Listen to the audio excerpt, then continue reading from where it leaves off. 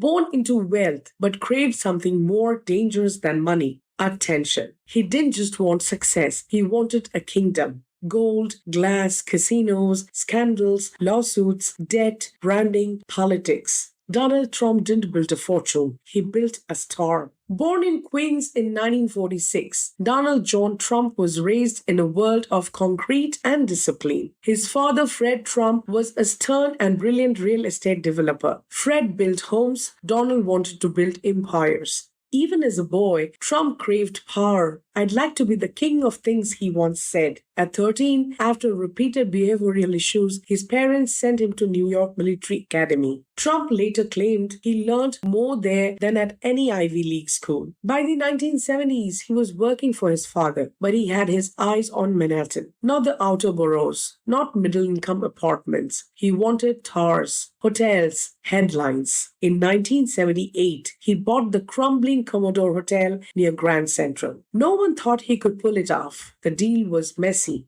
relying on city tax breaks, political favors, and a partnership with Hyatt Hotels. But it worked. Trump renamed it the Grand Hyatt and emerged as a flashy new face of New York development. Then came Trump Tower. Black glass, gold trim, waterfalls, marbled everything. It was pure spectacle, and it worked. He became a symbol of 1980s greed and ambition. Real estate, casinos, an airline, a board game, a university, even bottled water. If it existed, he put his name on it. He began writing books. The Art of the Deal became a national bestseller. "I don't do it for money," he wrote. "I've got enough. I do it to do it." But behind the shiny veneer, the truth was messier. Trump borrowed heavily. He over-leveraged his properties, and by the early 1990s, the cracks started to show. 3 Atlantic City casinos went bankrupt, his airline failed, his football team collapsed, he divorced his wife Ivana in a very public scandal. And then came his most dangerous enemy, debt.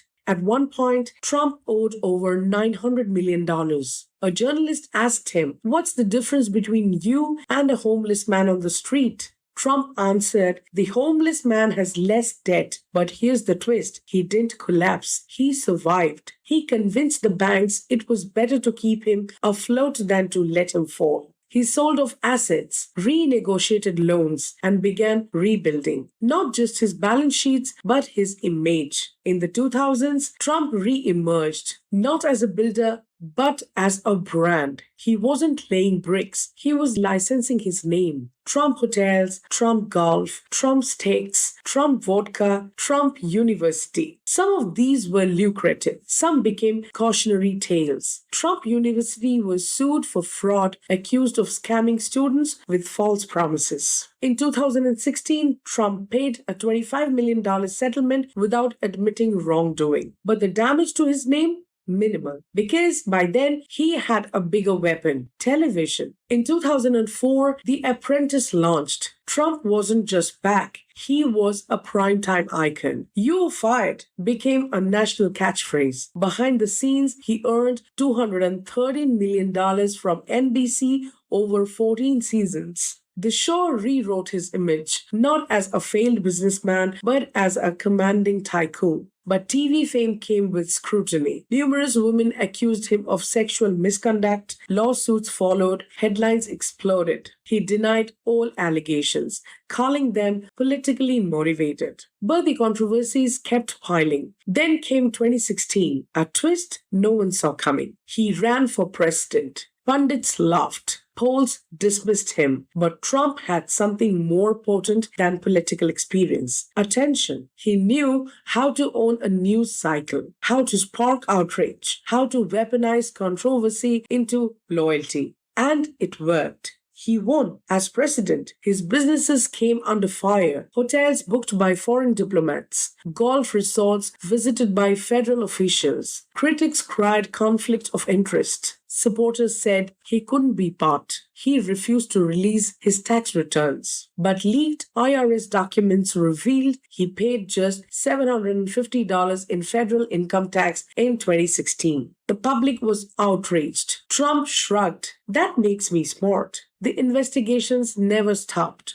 from the Trump Foundation, which was shut down in 2018 for misuse of funds, to his company's criminal convictions for tax fraud in New York. He called it all a witch hunt, and many believed him. Even after leaving the White House, the Trump business machine didn't slow down. He launched Truth Social, a social media platform, held massive rallies, sold merchandise, raised hundreds of millions in political donations, much of which fueled Trump-aligned businesses. Today, his net worth is debated. Forbes estimates it in the billions. Others say it's inflated, but on branding, not balance sheets. But Trump's true wealth, it was never just in dollars. It was in influence, media power, fearlessness, relentless reinvention. He turned failure into fuel, scandal into strategy. He mastered the business of being famous and made himself the product. So how did Donald Trump make his money?